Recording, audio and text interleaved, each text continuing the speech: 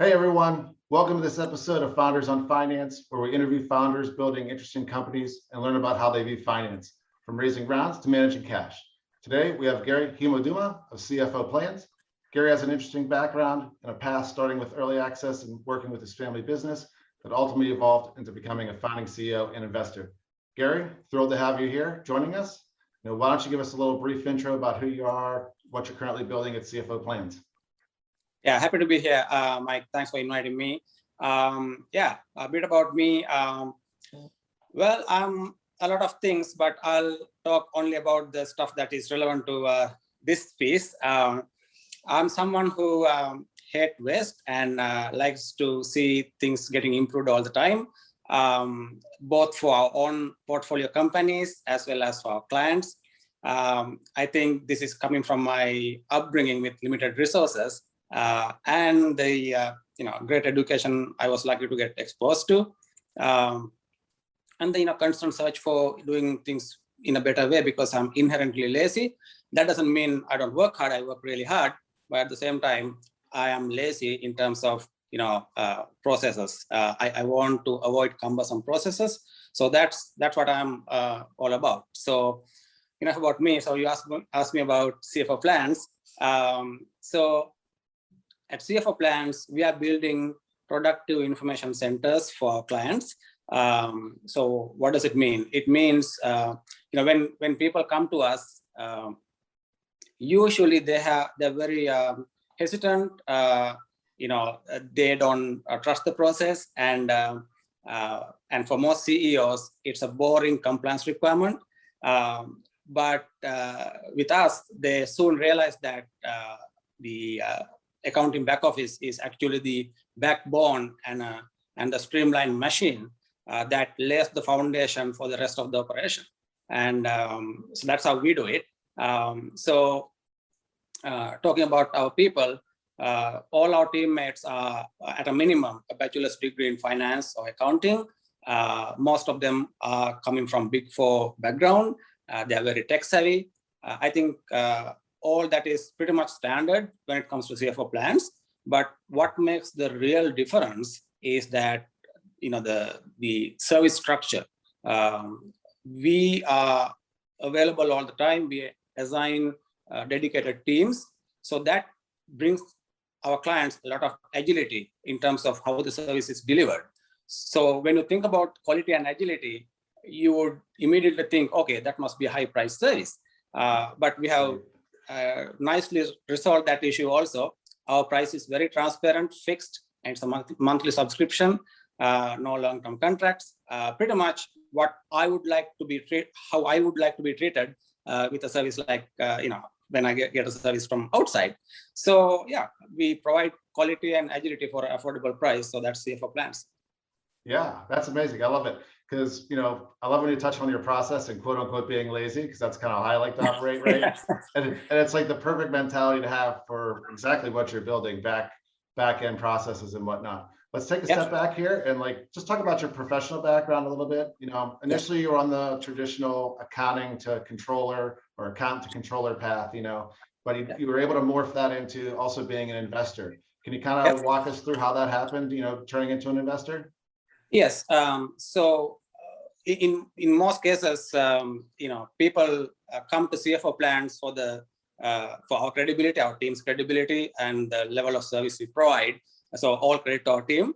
Having said that, when companies work with us, being numbers guys, we see the core of the company.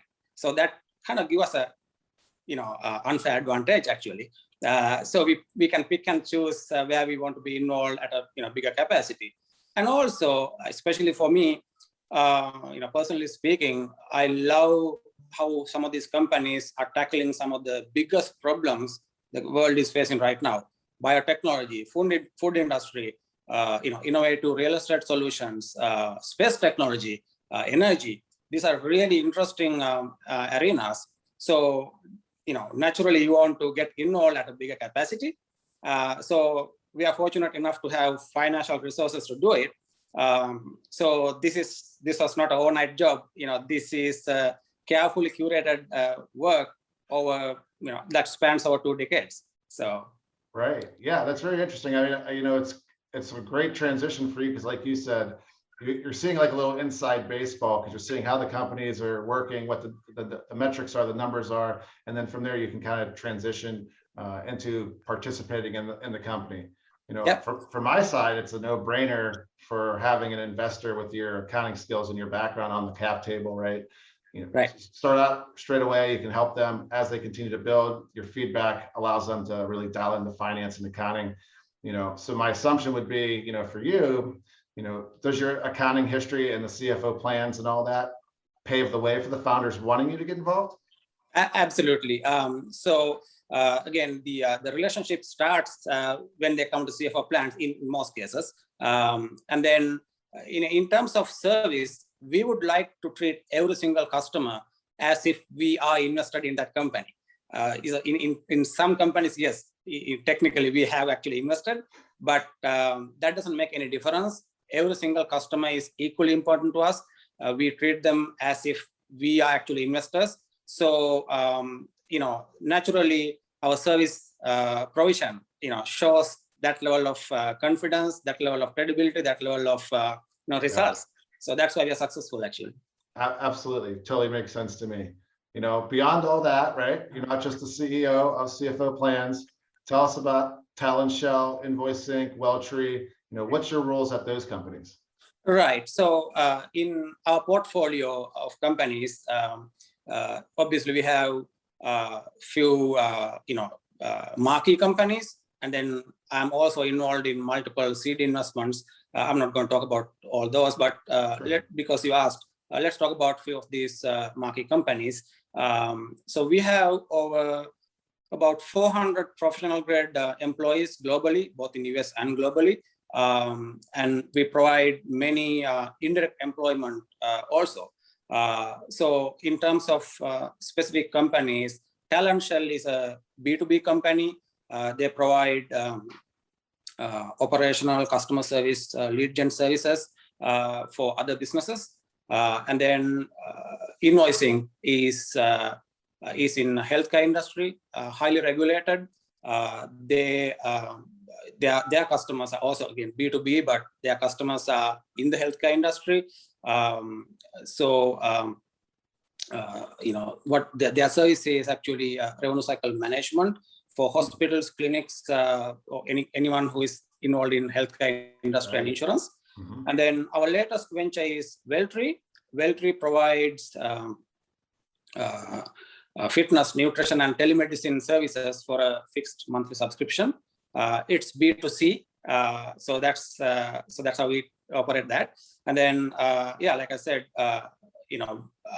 in all the other companies, except for CFO Plans, I'm just a silent director. Obviously, we get involved in monthly meetings and exchange ideas. But CFO Plans is my key company where I'm the CEO.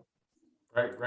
That's all interesting. You just kind of like a little tangent here. You just mentioned that across all those companies, there's 400 or so team members. Probably a good portion of them are outside of the U.S., right? Because this is global, right? Yes. With the world reopening the COVID, what's your take on the future of employment? Is the requirement for the office dead? Is hybrid or fully remote the future? Kind of what's your take? Is it seems like you'd be managing all that type of stuff.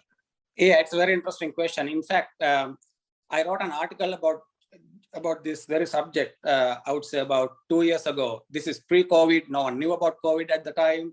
I think you can still see that either on our site blog or on our LinkedIn page. If I'm not mistaken, I titled that as Office as we know it has already changed. That was the title. Okay. So in that article, I have discussed or mentioned some statistics that was available at the time. Probably by now it has changed. But bottom line is, yes, the world has changed over the last 12 months specifically. And there is definitely an opportunity and demand for remote work. And fortunately, technology has come a long way. The technology around remote work has scaled up and facilitated that demand and opportunity. So definitely it's going in that direction. However, when you think about this remote work, remote work does not always mean working at home individually. So you can be in groups. In fact, there could be a requirement in certain cases where you have to be in a group setting at a specific location in order to deliver the service. It could be a compliance requirement like HIPAA compliance. It could be a equipment and infrastructure demand or requirement, because not everyone has a good Wi-Fi connection or specific equipment at home. And then it could also be a training and supervision requirement. So again, it depends on the scenario. In our portfolio, we see all these scenarios. So it's not one size fits all. But definitely, like I said, because the technology is facilitating remote work and there's an opportunity and a demand, I can see both employers kind of mandating remote work, and at the same time, employees demanding remote work when they accept a job. So definitely that's going in that direction. So, I think this is just the beginning. Yeah, no, that's very interesting. I'm definitely going to have to grab that link from your LinkedIn or the ancillary blog and put that in the show notes, because you were two years ahead of the curve and just got a little a little turbocharged from the unfortunate thing of COVID. I personally worked fully remote or hybrid for 15 years, so I love the setup. I get it, right? But totally agree with you. Maybe if it's like a compliance thing or maybe collaboration or brainstorming, you are going to have to get, in the same area with people, and especially if there's some technological limitations. Totally agree with you. Yeah. So that's interesting. I'm glad to get your feedback on that. That's super. Let's dial in here a little bit on CFO Plans. What prompted you to get the company going? What was your business opportunity you saw? From talking to you previously, you were ahead of this curve as well, right? So love to get your view on, why you started it, et cetera, and what your opportunity is there. Right. So, so before all this started, I started just like anyone else, conventional jobs, came up to be a CFO. So when I was doing that at the time, I'm talking more than 10 years ago, we saw a lot of opportunities in this space. That's because the consulting services available at the time was, first of all, the model was outdated, costly, secure to, it's cumbersome to secure, because if you are a small business, it's hard to go and get services from, say, Big Four or McKinsey or Boston Consulting. These are expensive services. They are good services, but expensive. So there are a lot of issues around this. So we wanted to team up and provide a solution for that, where the service is scalable, service is complete, easy to secure, and at the same time affordable for any mid-sized company. So that's what we did.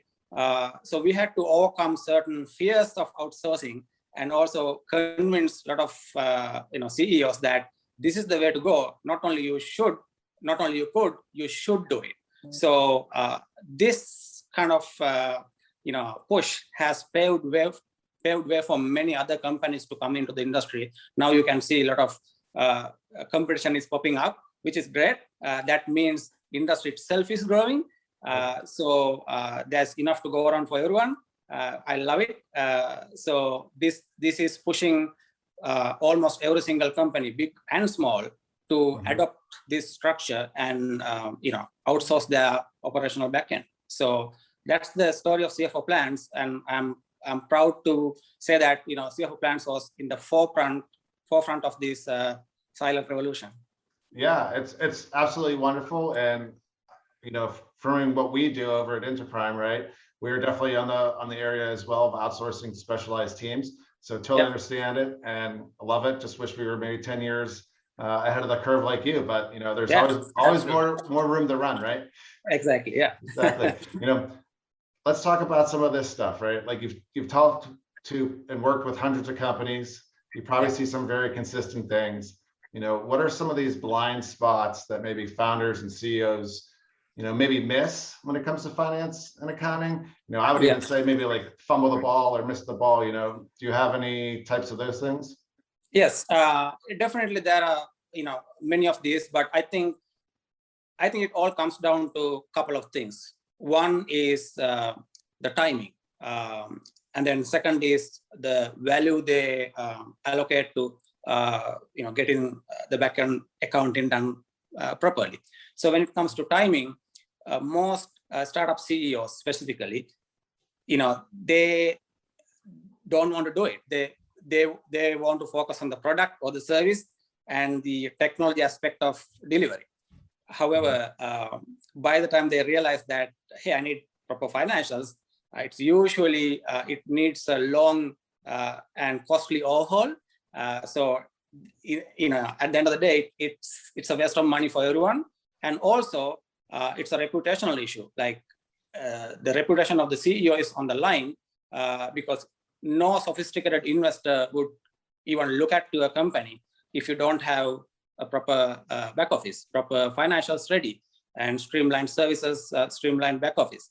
So that's that one issue. Second is the value they allocate for this. Like I mentioned earlier, most CEOs look at this as a boring compliance requirement, but it's much more than that. In fact, it is the foundation for the rest of the operation. So it's very important to have it.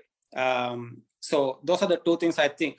All other issues are part of these two main issues. So if you pay attention and get going with a proper team from the very beginning, I think it's highly recommended that part.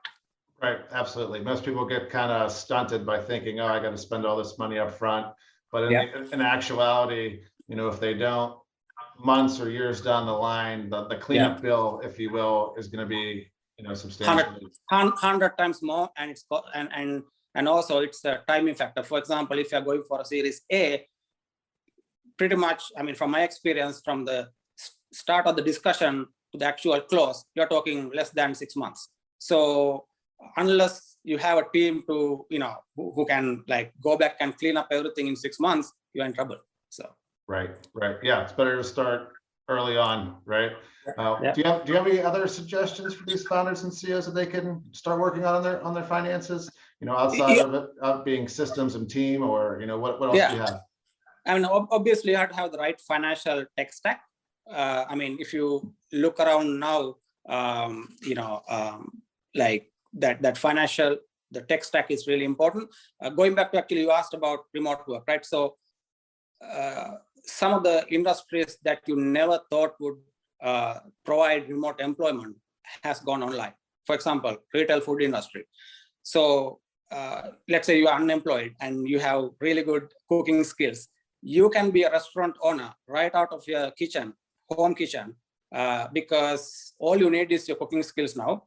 Rest of the infrastructure, both in terms of firms like us, CFO Plans, and financial tech stack is widely available, readily available, and your delivery services are available.